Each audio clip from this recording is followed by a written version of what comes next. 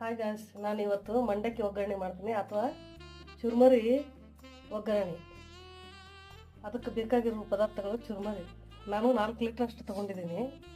ನಿಮಗೆ ಎಷ್ಟು ಬೇಕೋ ಅಷ್ಟು ಮಾಡ್ಕೊಳ್ಳಿ.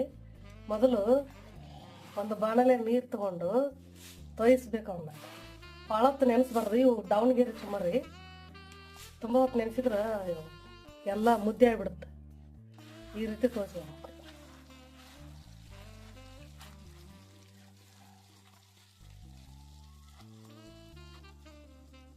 ಬೇಗ ತೆಗೆದು ಬಿಡಬೇಕು. ತುಂಬ ಹೊತ್ತು ನೀರಾಗ ಬಿಡ. ಈ ರೀತಿ ಹಿಂಡಿ ತೆಗೆದು ಬಿಡ್ಬೇಕು.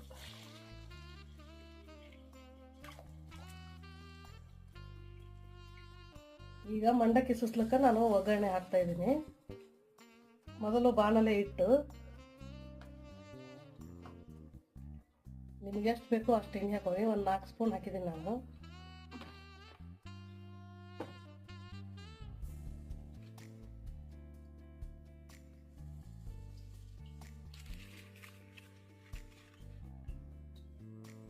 ಮೊದಲು ಒಗ್ಗರಣೆಗೆ ಜೀರಿಗೆ, ಸಾಸಿವೆ,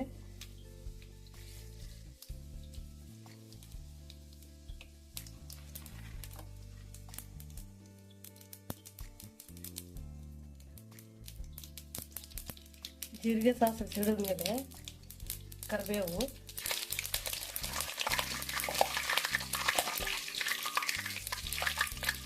ಶೇಂಗಾ ರುಚಿಗೆ ತಕ್ಕಂತೆ ಸ್ವಲ್ಪ ಹಾಕೊಳ್ಳಿ. ಅದು ಸ್ವಲ್ಪ ಕೆಂಪಗಾಗಬೇಕು ಶೇಂಗಾ.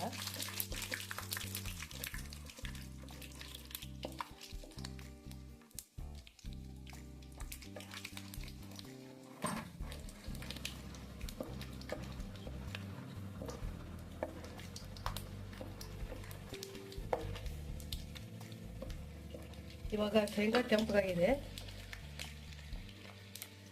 ಹಸಿಮೆಣಸಿನ್ಕಾಯಿ, ಈರುಳ್ಳಿ ನಾನು ಚಿಕ್ಕದು 2 ತೊಗೊಂಡಿದ್ದೀನಿ. ನಿಮ್ಗೆ ಎಷ್ಟು ಬೇಕು ಅಷ್ಟು ತಗೋ. ಈರುಳ್ಳಿ ಜಾಸ್ತಿ ಹಾಕಿದ್ರೆ ಚೆನ್ನಾಗಿರುತ್ತೆ. ನಾವು 4 ಮಂದಿ ಮಾಡ್ತಾ ಇರೋದ್ರಿಂದ ನಾನು ಚಿಕ್ಕದು 2 ಹಾಕಿದ್ದೀನಿ.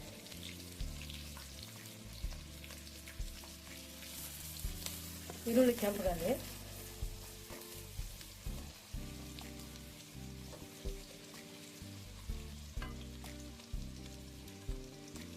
ಇವಾಗ ಉಪ್ಪು ಹಾಕ್ತಾ ಇದ್ದೀನಿ, 1 ಸ್ಪೂನು.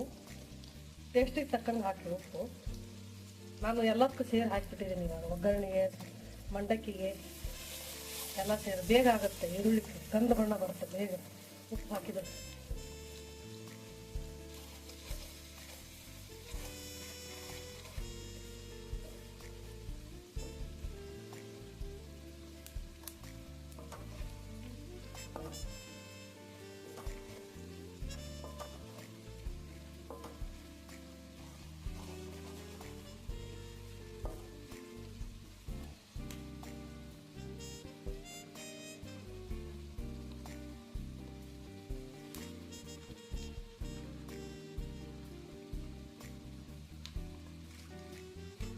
ಈರುಳ್ಳಿ ಕಂದು ಬಣ್ಣ ಬಂದಮೇಲೆ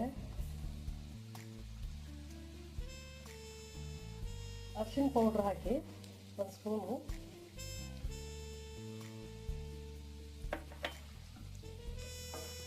ಇವಾಗ ಟೊಮೆಟೊ ಹಾಕಿ.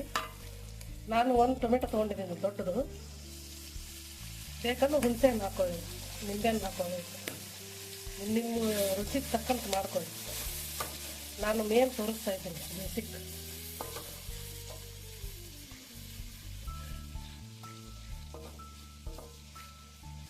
ಒಬ್ಬರೇ ಮಾಡ್ಕೊಳಂಗಿದ್ರೆ ಸ್ವಲ್ಪ ಮಾಡ್ಕೊಳ್ಳಿ.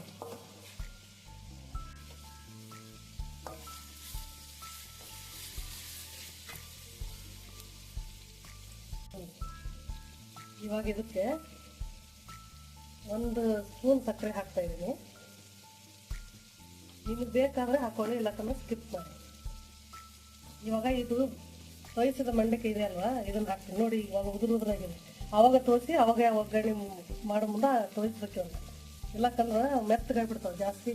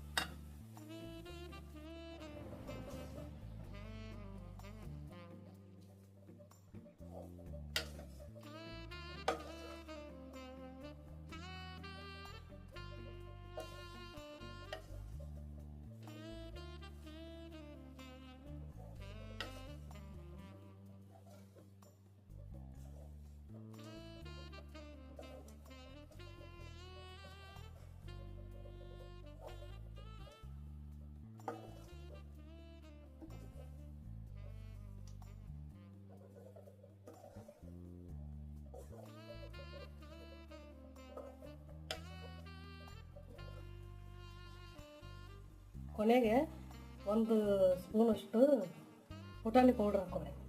ಕಡಲೆಪಪ್ಪು ಪೌಡ್ರ್ ಅಂತಿರಲ್ಲ ಅದು ಬೇಕಾದ್ರೆ ಹಾಕೊಳ್ಳಿ, ಬೇಡ ಅಂದ್ರೆ ಸ್ಕಿಪ್ ಮಾಡಿ. ಇವಾಗ ಮಂಡಕ್ಕಿ ಒಗ್ಗರಣೆ ಈಸ್ ರೆಡಿ.